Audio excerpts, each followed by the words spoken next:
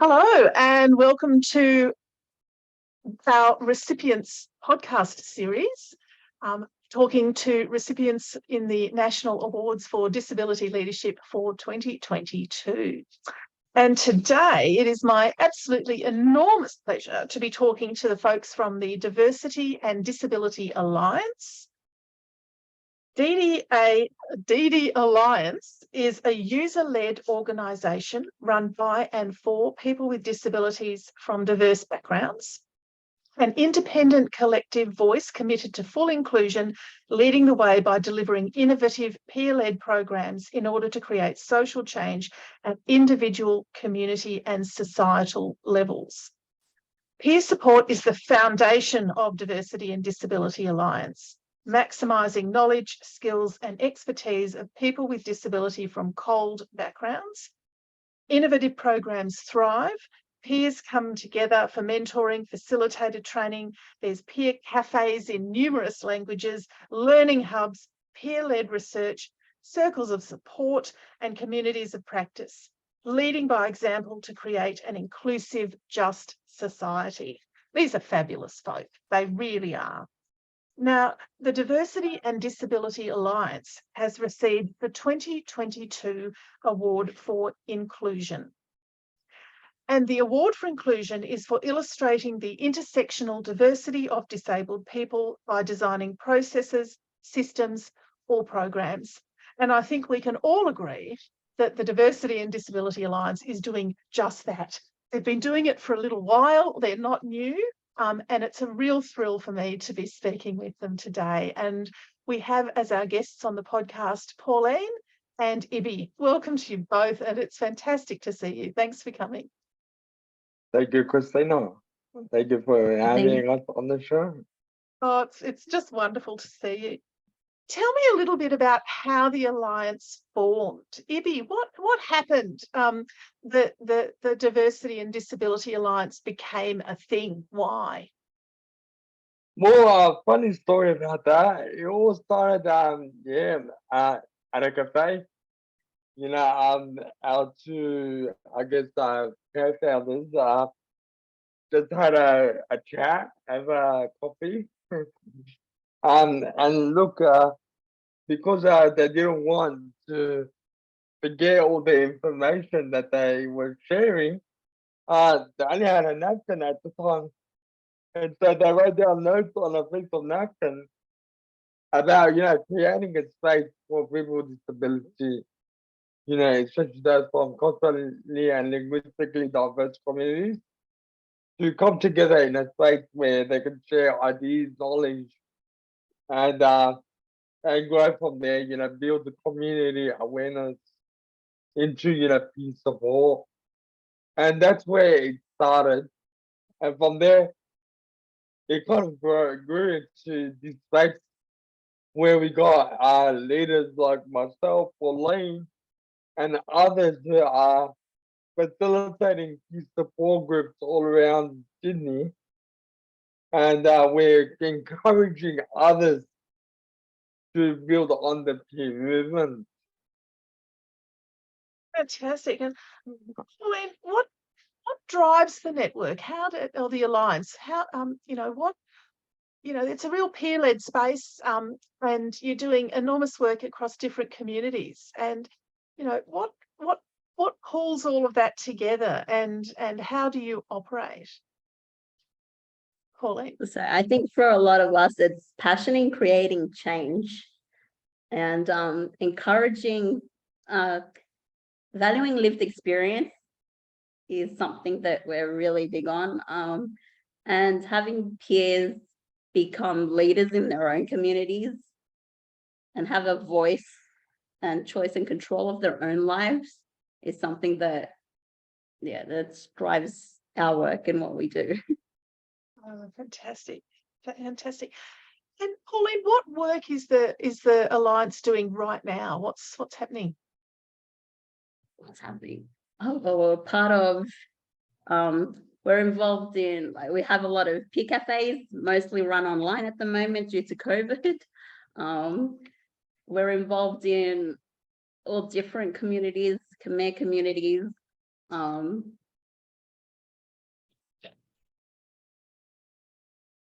Chinese communities, Sorry, we've got the yeah. Vietnamese communities.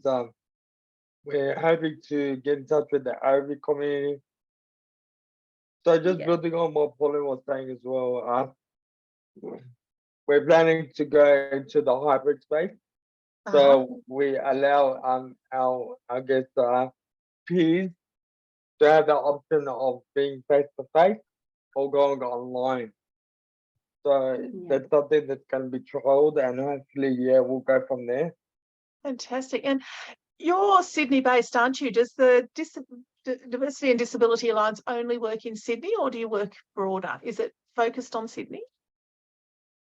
Look, our main focus is Sydney, but we're branching out. So we're going regional, and hopefully we can grow all around. Australia. So, Wow. Wow. And I guess, Pauline, you know, the number of different cultural communities in Sydney is just, it's just enormous. And of course, there must be lots of disabled people who are not connected to, you know, the mainstream white disability communities. So how important do you think the Alliance is for those people in the cultural communities in the context of supporting them, you know, to be leaders, as you say, around their disability and you know, to be able to participate in that peer-led work? How important do you think that cultural element is? I think it's very important that people from cultural backgrounds are, you know, able to make decisions and that for themselves and, you know, about their own lives.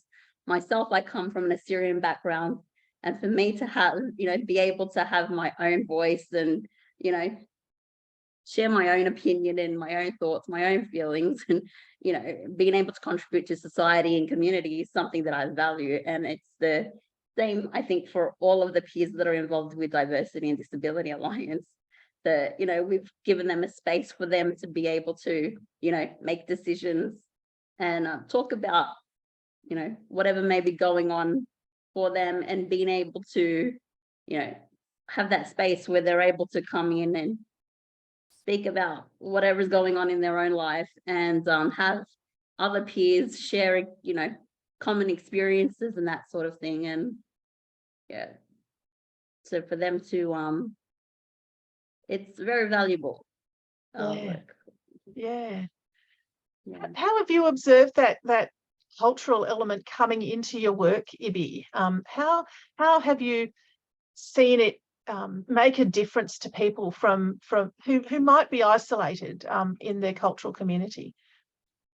it creates that inclusiveness. You know, people come together. It creates that, you know, a space where people feel included, like they feel like they belong. You know, being able to, you know, share their knowledge, information, and experiences with each other in a shared space. It gives them that comfort as well. And yeah, look, often we try to make them as accessible as we can. So we use interpreters. We to reach out. You know, it's all about that support. So we always check in with our peers to make sure that, yeah, that they're comfortable in the space, and it does give them that confidence. You know, it grows their confidence to be a part of, you know, the peer movement that we're building. Oh, brilliant! Absolutely brilliant.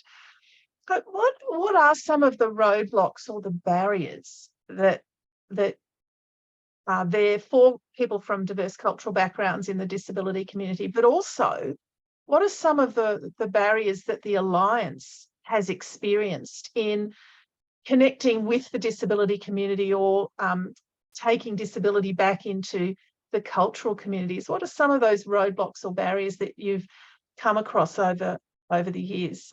Pauline?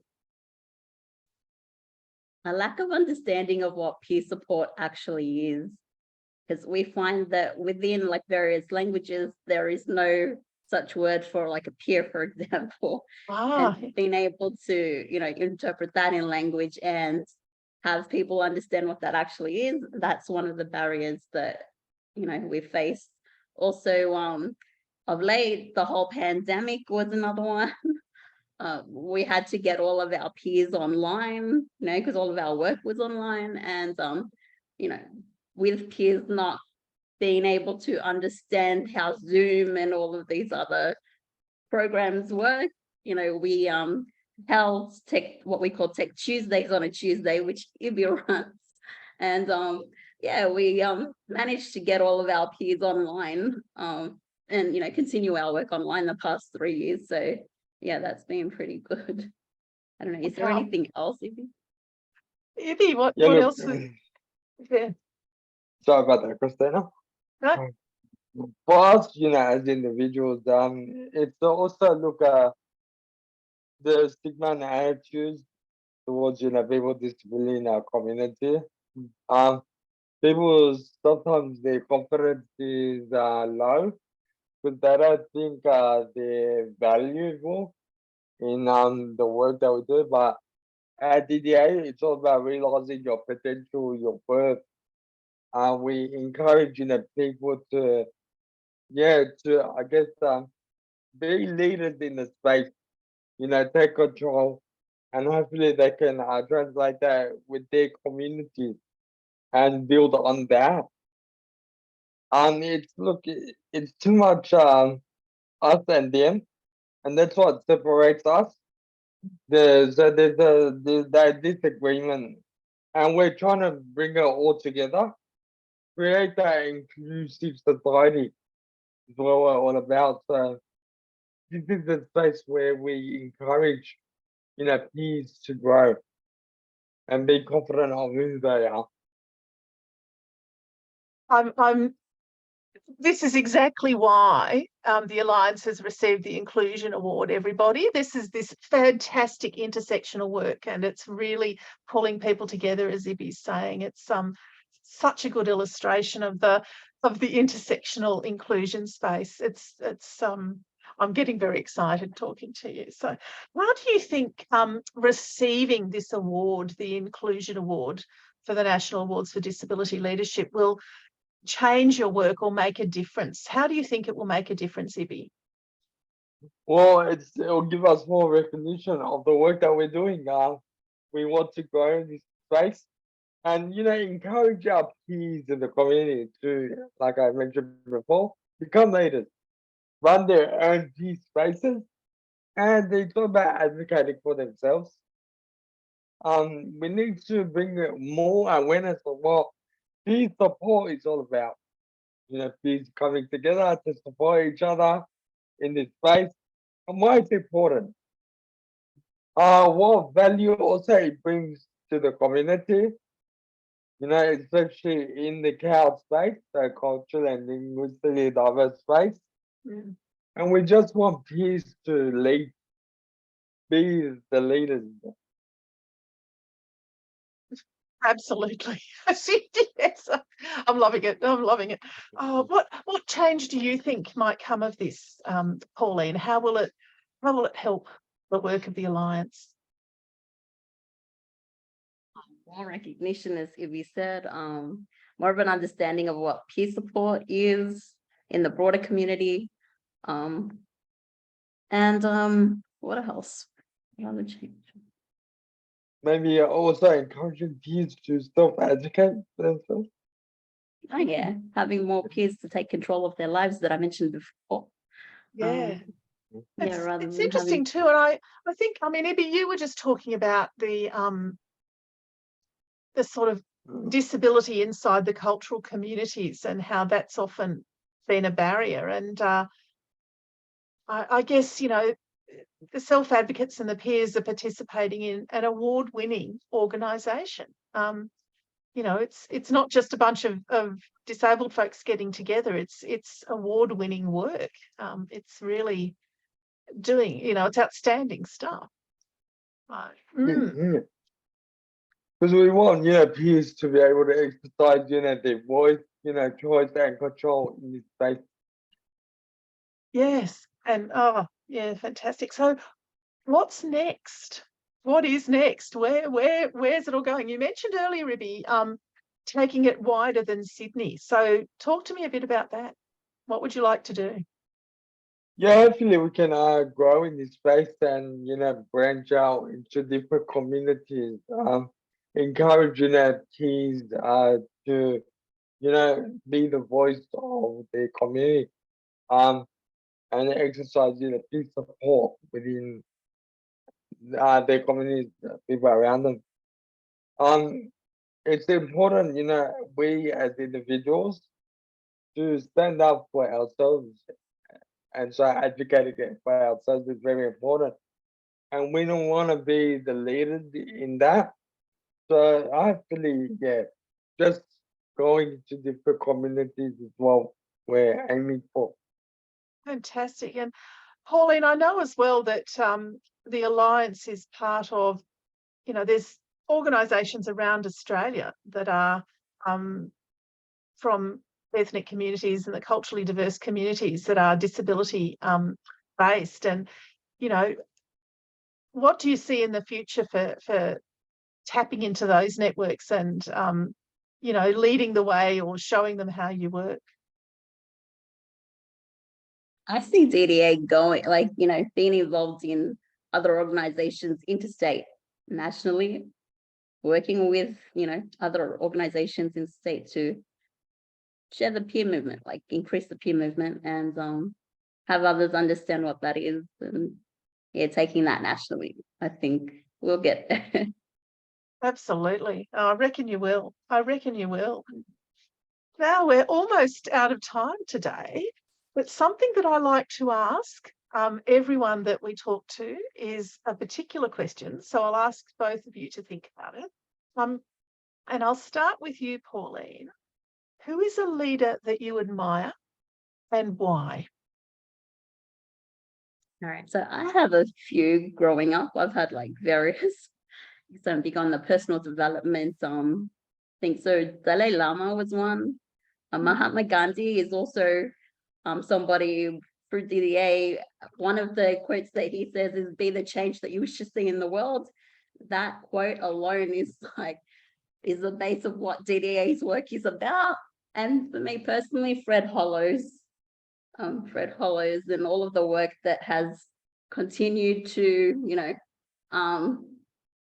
be and grow since his passing, and it still continues. I also had him operate on my eyes when I was younger, so I've been following him for a very long time.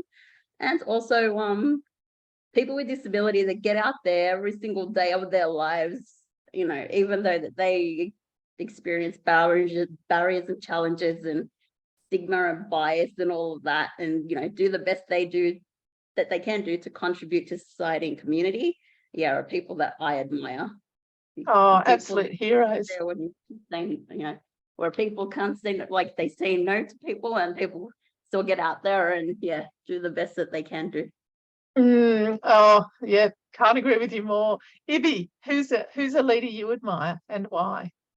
Yeah, look, I agree with Pauline. Those people with disability that are out there advocating for themselves on a daily basis.